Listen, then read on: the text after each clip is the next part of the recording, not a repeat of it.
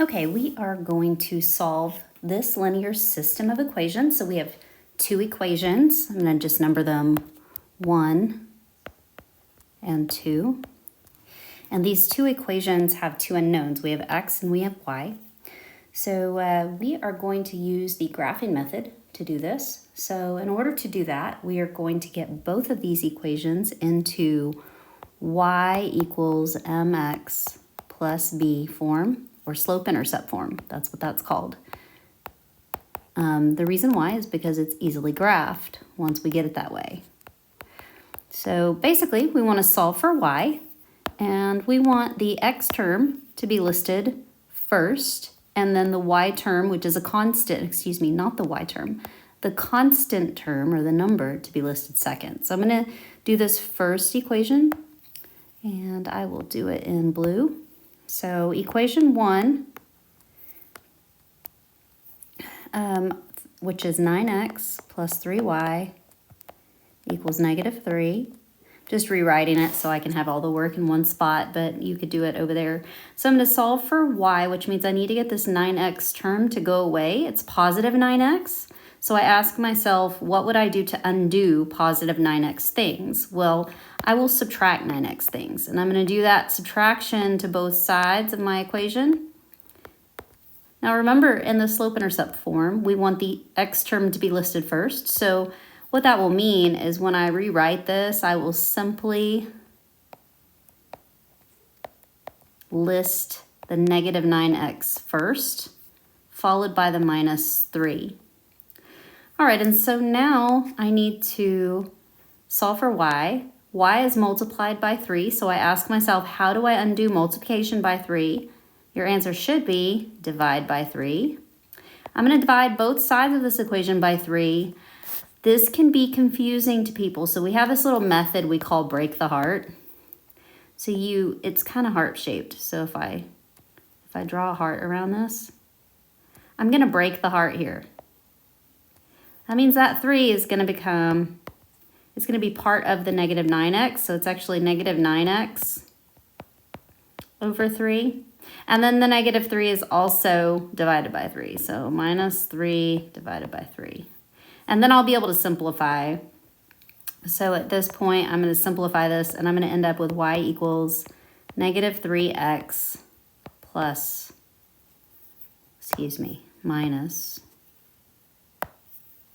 1. All right, and at this point, I will be able to graph this very easily. So before I do it, let's go ahead and do that second equation. We'll do it over here on the right side of where we did equation 1, and then I will graph it at the bottom. So this second equation is 2x minus y equals -4. And again, I want to solve this for y, so I'm going to subtract 2x on both sides. I'm left with -y equals -2x minus 4. This -y is the same as -1y, so I just need to divide by -1 on both sides.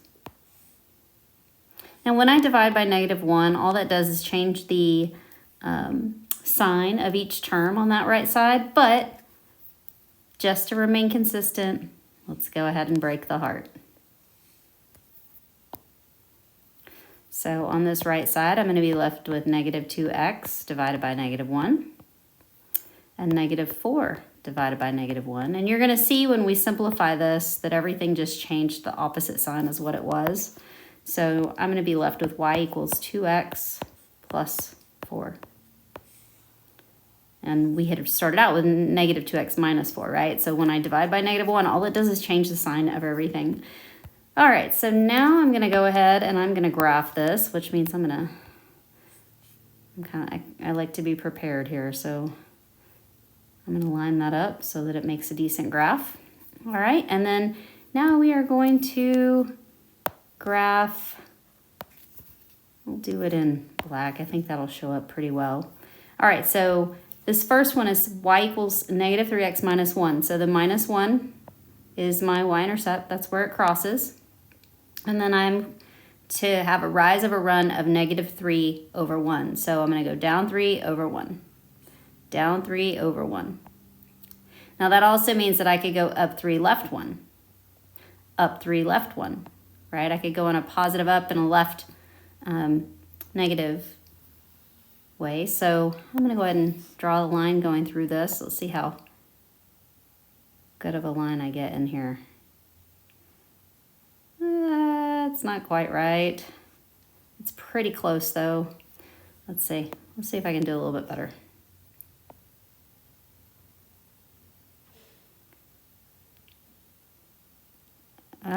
It's about as close as I'm getting with that autocorrect. All right, so let's do the second one, which was y equals 2x plus 4. So I'm going to cross at +4. And then my slope is positive, so it's up 2 over 1. And I'm going to run out of graph there, so I'm going to go down to left 1 as well. Down to left 1. That's the same thing. All right, and then now I'm going to graph my line going through the points. See how close we get. We're close enough to get an answer. If you can see, the intersection is right here at -1, 2. So that is my solution. All right, have a good day.